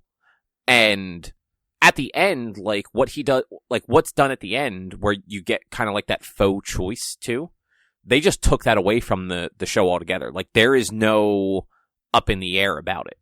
Like, there was no kind of hesitance or anything. It's just, he got free, and he slaughters everybody. And when it came to Marlene at the end, if I remember correctly, in the game, you're kind of given a choice whether you want to let her live or not. I think she ends up being killed either way, but you're still given that fake choice there, and there isn't even hesitation. She says, like, "Please let me live," and he just basically says, "You'll only come after her," and just that's it.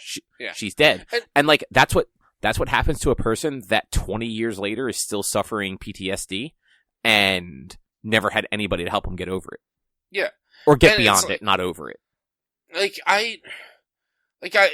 a great story. It is a very good story. It's a story of a character trying to redeem themselves, or not trying to, but a character just trying to survive, who then starts to remember what it's like to have feelings and adopt a child and have a child in a sense, and learn to be a parent again. It is a fantastic story.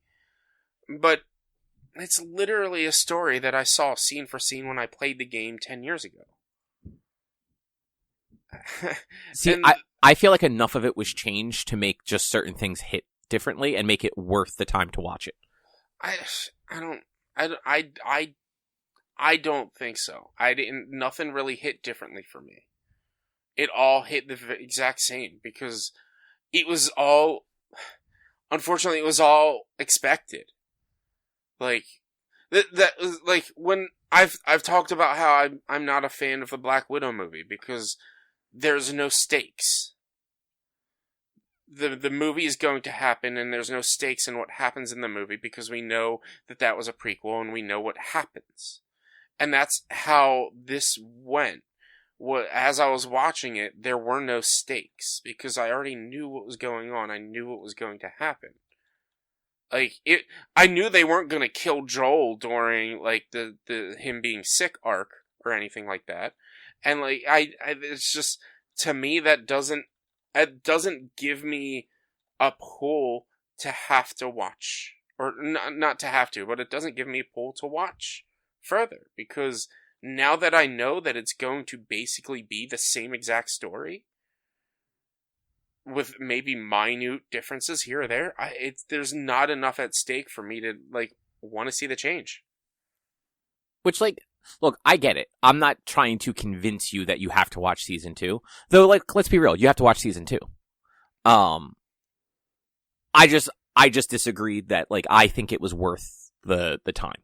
Oh, I think it was worth the time, especially for someone who's never played the Last of Us games.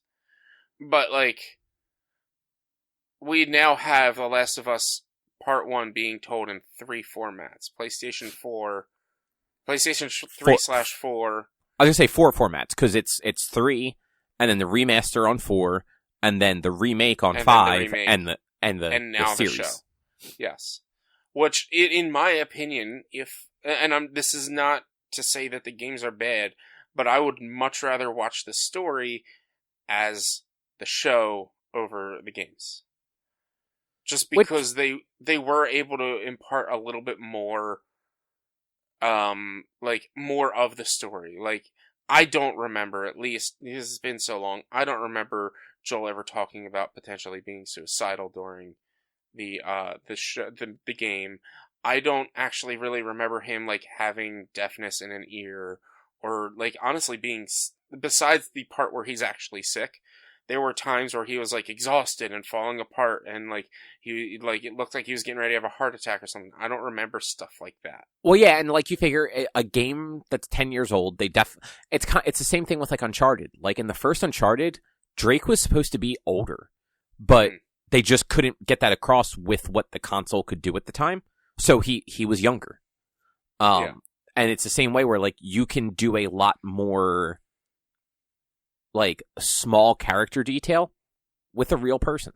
Yeah. You know, it wouldn't make sense to have him, like, to have the Joel you're playing, like, stuck against a wall for 30 seconds because he's in his late 40s, early 50s, and is out of shape from, like, running around. Not, like, out of shape, but, like, you know, just older and, like, struggling with, like, the terrain or whatnot.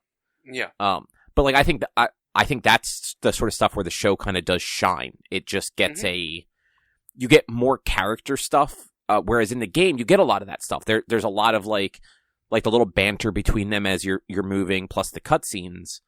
But because there could be big stretches where you're, you know, sneaking around and stuff like that, you're not just getting, like, that, like, nice streamline, like, this is exactly the story. And they weren't able to pepper in stuff the way they were in the show. Like, yeah, it's like we said before, you don't get the Ellie's mom bit in the game. It's kind of like the gameplay ruins the story a little bit, because you do have to make him, at least because you're doing all these crazy things like running around, shooting things, stabbing zombies in the head, and, like, jumping over shit and whatnot, and constantly crouching down to be stealthy. They can't make him start to be more feeble and more run down. Because if they do, then it doesn't make sense why I'm able to do all this shit. Yeah, I mean, that is also true. It's also, there is no discernible way in real life, like acting as if this show is real life, I should say, that Joel, as he was at that moment, should have been able to do what he did at the end there. Mm-hmm. No, 100%. Joel, there's no way in, like, without suspension of disbelief, there's no way he would have succeeded in any of the last 2 episode situations. Being as weak as he was and just barely waking up after being laid out and infected for time jump frame of amount of time, there's no way he would have been able to fight off, like, 3 fucking people and whatnot. No way. And then at the last episode, where it's like a month or so later or some shit like that, when they finally get to Salt Lake City, like, he wouldn't have been able to defeat dozens of people in a exactly hospital. Like, and it's just like, I hope this maybe feeds the idea that, like, Joel, like, with the way this season ended, that, like, maybe Joel's not necessarily the best person and the best protagonist, to where, potential spoiler of season 2 that I've already mentioned, or episode, or the second game that we've already mentioned, maybe people won't be as up in arms as they were in when it happened in the game. Yeah, I mean, that's valid. Now, as far as like a season 2 goes, even if you're not interested in it, they've already kind of alluded that Druckmann has straight up announced that Bella Ramsey's going to be Ellie, time jump be damned, and that they're doing The Last of Us Part 2. Exactly, but they've also said that apparently... sorry, I'm trying not to sneeze. I've just been on a fucking sneezing spree. Sorry.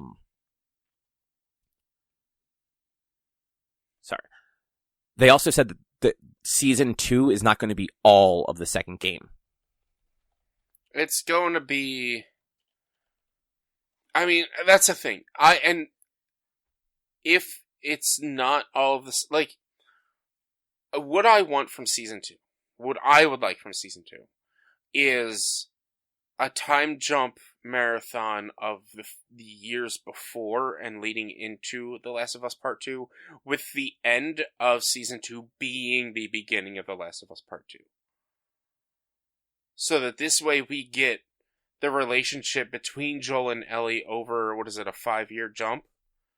We get the relationship between them over the course of the 5 or so years, where they grow closer and then they grow apart. and we get to learn. We get to watch as Ellie learns to play the guitar, and like, yes, there's gonna be things they're gonna need to write new shit for it, but they do have some intermediary stuff that was in The Last of Us Part 2 that they could use.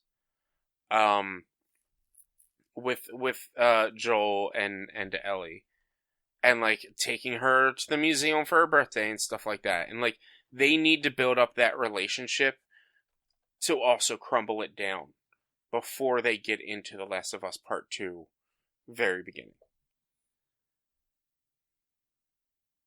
Yeah, you know what? That I could see them doing that, and like that would make a lot of sense too, because they can do like back and forth also. Like they can have like the present day, like because you know there is time at like the city and everything like that before the like Abby's group gets there and everything like that. So you can kind of have it split where you're showing them in the city, but you're also showing the stuff of them from before. Mm-hmm. Yeah, it's while also interspersing Abby's story from the beginning of the game. Yeah, like there's so much that they could do. I don't think they need to introduce Abby until the last episode. I don't think they need to introduce Abby at all until the last episode of season 2. Actually, you know what? If it's only 9 episodes, like they could actually probably get away with that if they don't kill Joel up front and then make the rest of the season like a pseudo flashback. No flashbacks. Joel needs to die at the end of The Last of Us Part 2. Like that is what then brings, or at the end of season 2, Joel dies by Abby, and then they run off. And then season 3 is Ellie going to Abby, and they do an episode, the back and forth episode time frame type thing, or divide each episode between the two characters so that we know what's going on to the point that they fight and whatnot. And then at the end of season 3 is when Ellie returns back home with her girlfriend, and having let Abby go before going to California to find Abby again and find out that she's in a enslavement camp, and then fighting her one last time. Like, it's season 3 or season 1, so season 4 would have to be California, and the series has to end, or if they were to end the series with season 4, it would be the scene of her playing the guitar, missing a couple of fingers. Like, that's how, like, in my opinion, the perfect time frame of how this show would go is season 2 doesn't even touch part 2 until the very end. Season 3 is half of part 2, and season 4 is the very end of part 2. I think that would actually probably be better, but I could see them doing, and like I expect them, season 2 is going to start the way part 2 starts. Mm-hmm. Like, we're going to get Joel dead early on. Yeah. But then I think that they are then going to do flashbacks and stuff like that to flesh out the missing time. Because I think the other thing I saw, and it was a verified account, but I do not know if it was, like, trustworthy. Was something like that Joel is still going to be a big, like Pedro Pascal's Joel is still going to be a part of season 2. Yeah. So the only thing I can think is either what you said, where it doesn't become part 2 until like the last, or like one of the last episodes. Cause like you could really do like 2 episodes of like the opening of the game. Cause you'd be able to have like one episode that focuses on them at the actual town, and then the last episode where Joel gets stuck out in the blizzard and meets up with Abby's group and everything. Mm-hmm. But it's that, or they do like a weird, like, kill him at the beginning and then flashbacks the rest of the way through. Yeah. I just don't think a flashback would work well with this. Like, the flashbacks worked well in the game because, like, that was, like, it was giving you the reprieve, it was giving you, like, the downtime, the time to, like, reflect it. I don't know. I don't think with a medium of like a TV show, like the flashbacks are going to hit the way that shows have used flashbacks to hit for. Like Arrow and Lost did really good jobs doing flashbacks, or in Lost, flashbacks, flash sideways, and flash forwards. They did those really well. I don't think like doing a flashback, a full-on episode or two where it's just a flashback of a character who just died, is really going to work all that well. Like, they would need to do it in the sense of Arrow and Lost, but then that means that they're going to be picking up the story in the same pace as they did in this season. Unless it's more almost like reverse Arrow. So rather than the island bits being the minority of the episode, have the flashbacks be the majority and have it be like bookended with the present day. Kind of like the episode with the Left Behind DLC. Like where it opened and closed with like the present day Ellie dealing with shit, but the whole middle was the Left Behind. Yeah.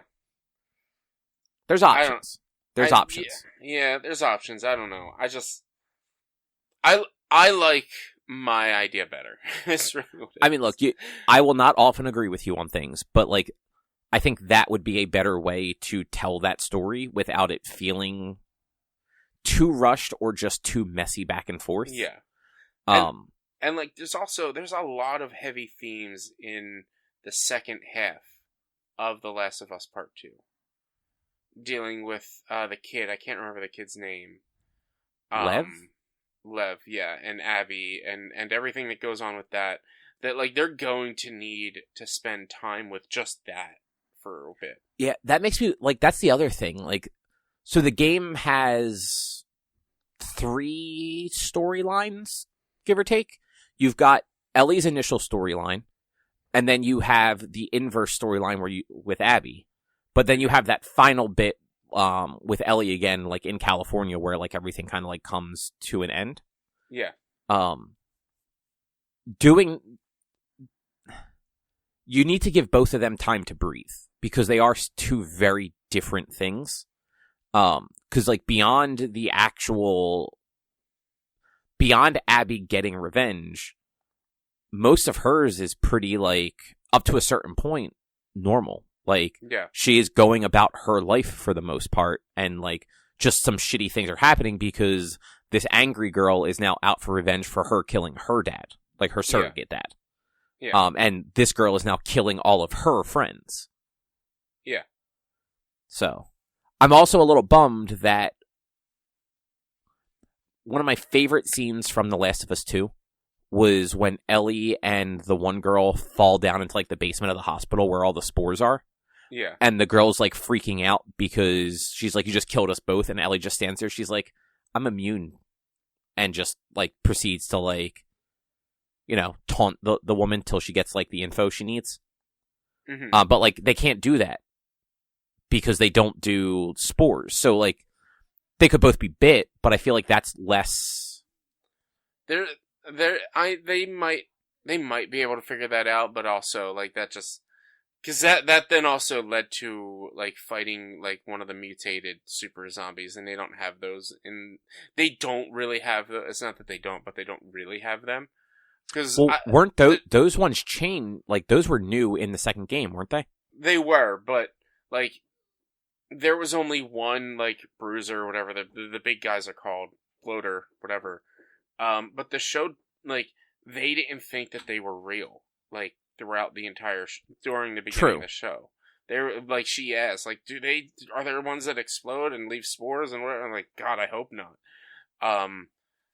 That is one thing that I don't think the show did very well in explaining as to, like, oh, there's multiple types of these things. It just was like, oh yeah, there's clickers and then there's everything else.